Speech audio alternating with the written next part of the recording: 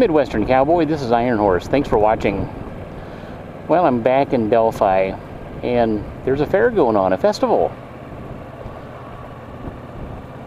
You can see all of the yard sales and things, and there's rides up ahead. So that kind of caught me by surprise. It looks like a festival at the courthouse in Delphi. I did a video a while back on riding the Matrix into a murder scene, kind of coming out to looking for the Monon High Bridge Trail where Abigail Williams and Liberty German were murdered tragically last March. And I came into that video really with no research. I didn't research the area at all, or the High Bridge Trail, or how to get there. I just looked at a map. And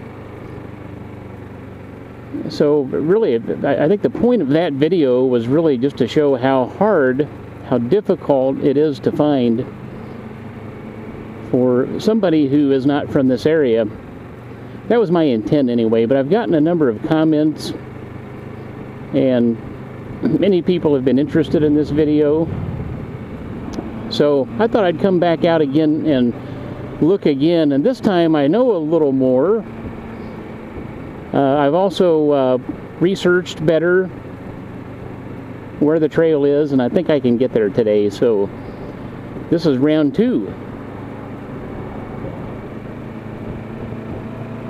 So I'm headed south out of Delphi on 421, and I'm going to take a left up here on 200. And first of all, take a look at the south access to the High Bridge Trail. So this right here is 200. That takes you on the south side of Delphi.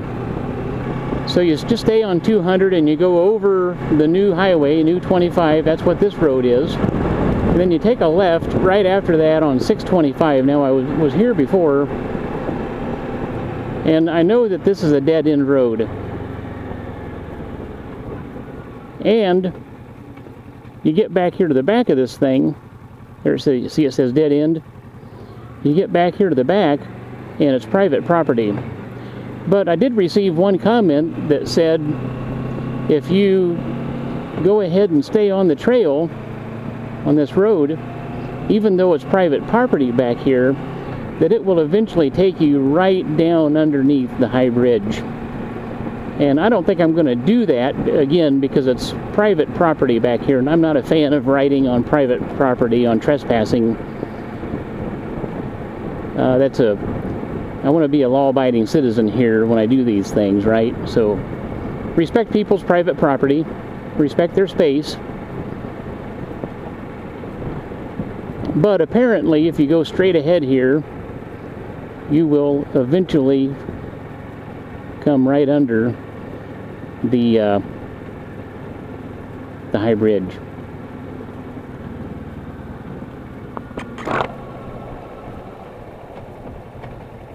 Now again, I'm not going to do that because it is private property, and it says no trespassing up there. It says it here too.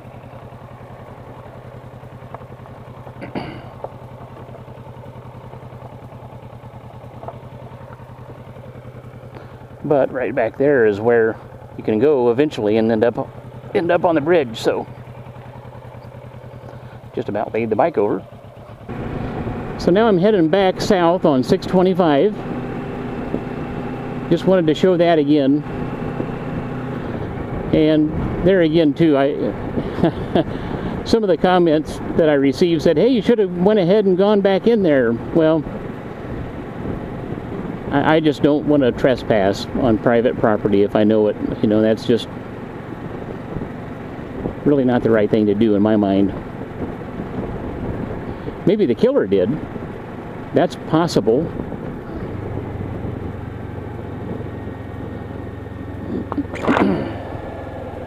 I also received feedback that said if you take a left here now again on 200 and you just keep riding 200 out, eventually you come to the south end of the railroad. And there was one suggestion that maybe the killer or killers parked there. It's possible. So I'm going to see if I can't find the south end of the railroad. And probably right here is the railroad that they're talking about. It just has this sort of a hill to it. A lot of times these old railroads were just like this. Maybe not.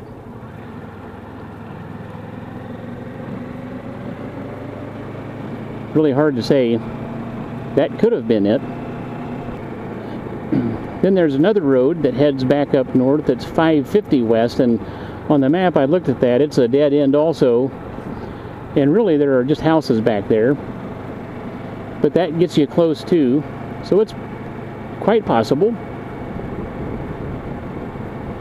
that whoever did this parked down in here somewhere and accessed the bridge from the south. It's possible. Nobody really knows that for sure. And so I'm guessing that the railroad was that part of the bridge that, or part of the road where you had kind of the hump. You know, that's pretty typical railroad. It's kind of hard to find the railroad from this side, from the south side where I'm at now. But I do know also that eventually, if I keep headed here on 200, there's another road that'll head back up north, and I can get up to 300 on the north side of the bridge, and I should be able to access the trail from there. And it might be this road right here.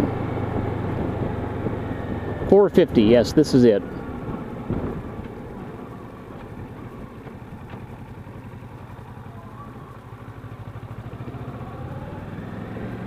.450 is just an old chip and seal road. You can see how rural it is out here. It's really country. There's just not a lot out here. So who knows? There's lots of theories. Is it possible that the killer or killers came in from the south, and maybe that's how they were easily able to leave easily without being detected? It's just hard to say. I would say that in order to do that, you've got to be on private property or parking somewhere close to where people live, and I don't know how likely that is.